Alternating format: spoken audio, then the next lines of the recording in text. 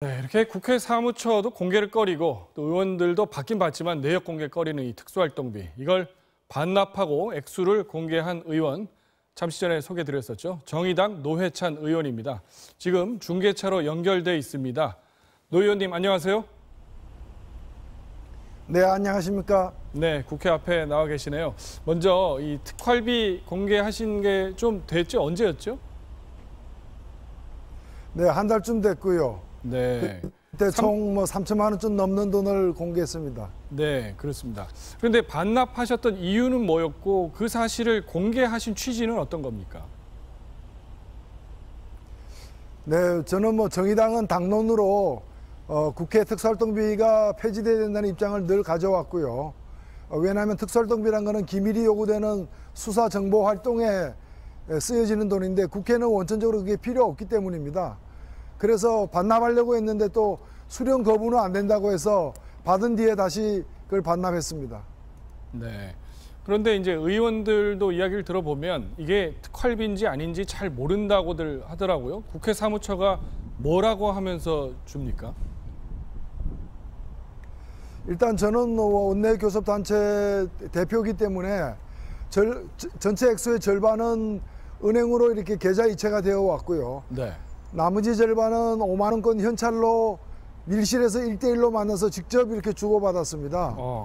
그래서 누가 누구에게 얼마를 줬는지 흔적이 남지 않는 방식으로 수령을 했습니다. 네. 그렇게 현찰로 받으셨으면 그때 좀 기분이 좀 묘하셨겠습니다.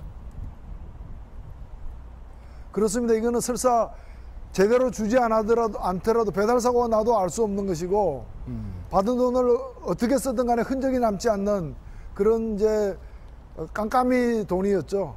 네. 네. 그런데 이제 오늘 쭉 저희가 보도한 이 공개된 자료는 지나간 국회 때 것이고요. 현재 20대 국회 특수활동비 내역도 공개하라 이런 요구가 많은데 이걸 국회 사무처가 공개를 안 한다 그러더라도 그냥 의원들이 자발적으로 공개를 하면 되는 거 아닌가요?